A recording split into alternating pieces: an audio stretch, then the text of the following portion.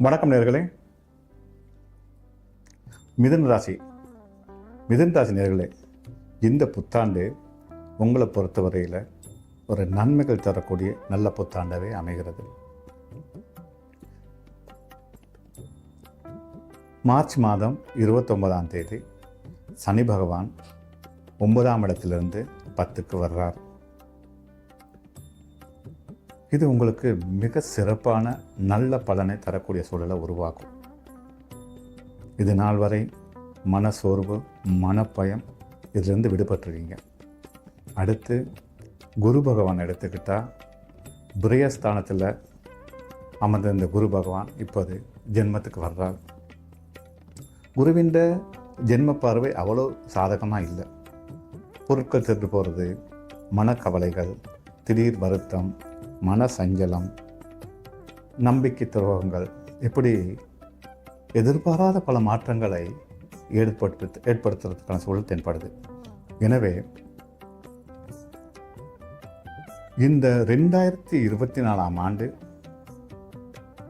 March மாதம் 29ஆம் தேதி சனி மாற்றமும், மே மாதம் 14ஆம் தேதி குரு மாற்றமும், மே மாதம் 18ஆம் தேதி ராகு கேதுகள் மாற்றமும் உங்களை பொறுத்தவரையில் 9ஆம் இடத்துக்கும் கேது 3ஆம் இடத்துக்கும் இந்த காலகட்டங்கள் ஓரளவுக்கு நிம்மதி தரக்கூடிய, வெற்றி தரக்கூடிய சூழலை உருவாக்கும்.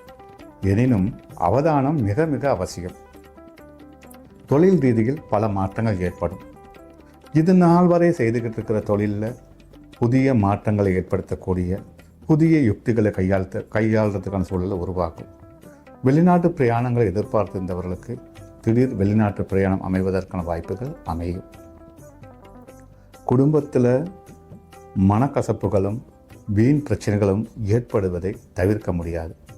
பொதுவாக விட்டு கொடுப்பு வெற்றியை உருவாக்கும் என்பதை உணர்ந்து செயலாற்றுங்க. அவசர முடிவுகள், ஆத்திரப்படுதல், திடீர் முடிவுகள் எடுத்தல், இது எல்லாமே உங்களோட மன நிம்மதியை இல்லாமாக்கும். குழந்தைகள் விடயத்தில் ரொம்ப கவனமாக செயலாற்றணும். நீங்கள் எதிர்பார்க்கிற பெறுபேறுகள் கிடைக்கிறதுக்கு வாய்ப்பு குறைவாக இருக்கும். எனவே இந்த காலகட்டம் என்பது தடைகளை தாண்டி வெற்றி காணக்கூடிய சூழல். இதை நீங்கள் நல்லா புரிஞ்சுக்கொள்ளணும். திட்டமிடல் மிக மிக அவசியம். திடீர் அதிர்ஷ்டங்களும் ஏற்படும். எங்கிருந்தோ வாய்ப்புகள் எல்லாம் வரும். எனினும் சில நேரத்தில் அந்த வாய்ப்புகளே உங்களை பிரச்சனைகளுக்கு உள்ளாக்க இழுத்து செல்லும்.